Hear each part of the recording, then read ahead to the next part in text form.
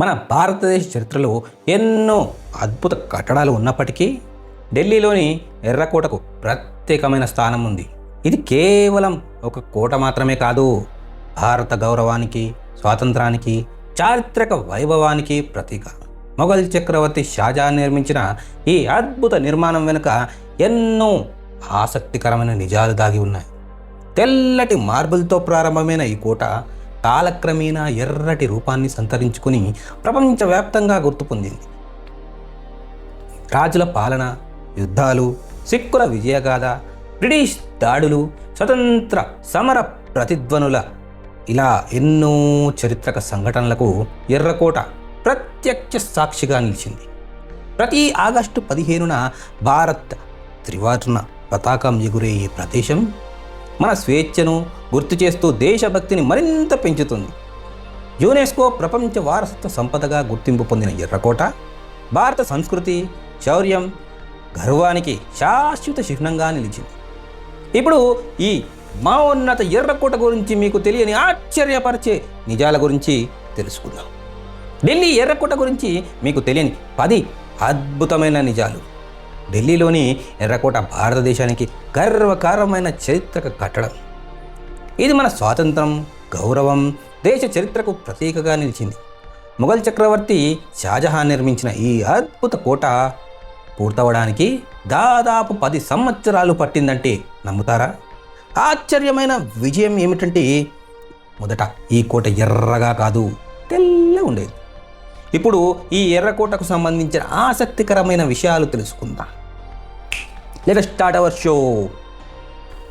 షాజహాన్ దీన్ని తెల్లగా మార్బుల్ రాళ్ళు, సున్నంతో నిర్మించాడు.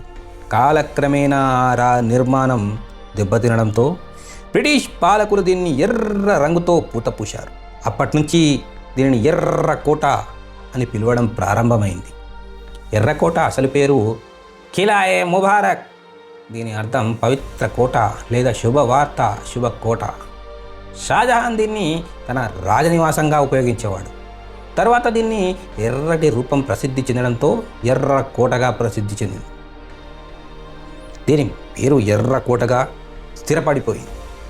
షాజహాన్ నిర్మించిన ఈ కోట పూర్తవడానికి 10 సంవత్సరాలు పట్టిందంటే నమ్ముతారా? ఈ భారీ కోట నిర్మాణం 1638లో ప్రారంభమై 1648లో పూర్తయింది.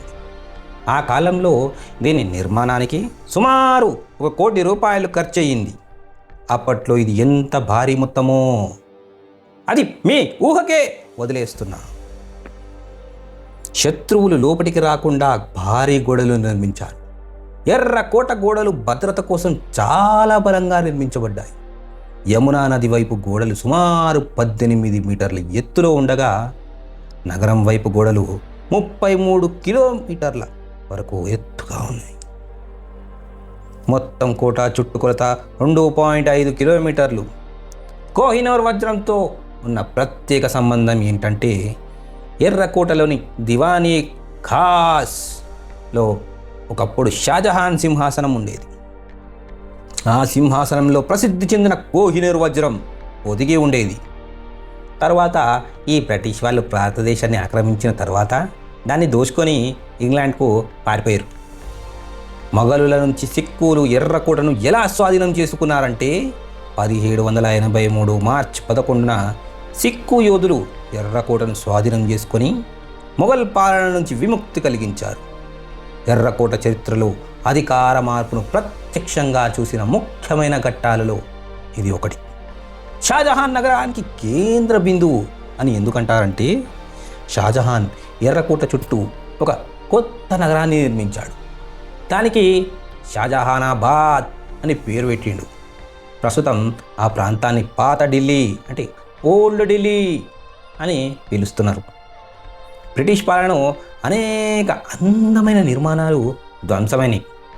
ఈ బ్రిటిష్ బద్మాష్గాళ్ళు బ్రిటిష్ కాలంలో ఎర్రకోటలోని అనేక అద్భుతమైన రాజధానులు, మీనా బజార్ వంటి మార్కెట్లను కూల్చిపడేశారు. టర్కీ వెల్వెట్, చైనా పట్టు వస్త్రాలతో అలంకరించిన మహల్లు కూడా ధ్వంసమైనవి. అయినప్పటికీ ఎర్రకోట ఇప్పటికీ తన వైభవాన్ని, చరిత్రను, ప్రాముఖ్యతను నిలుపుకుంది.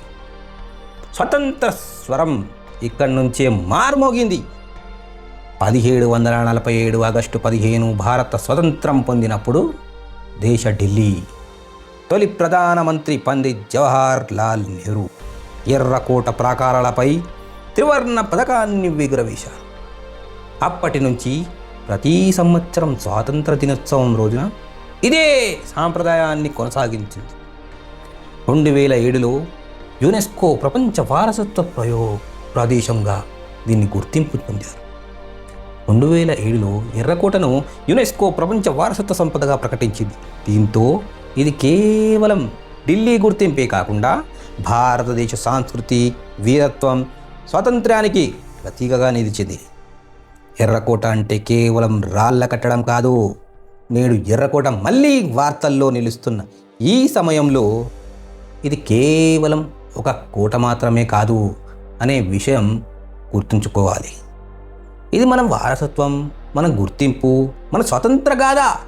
శతాబ్దాలుగా భారతదేశానికి ప్రతీకగా నిలిచిన ఈ ఎర్రకోట భవిష్యత్తులో కూడా గౌరవ చిహ్నంగా కొనసాగుతుంది.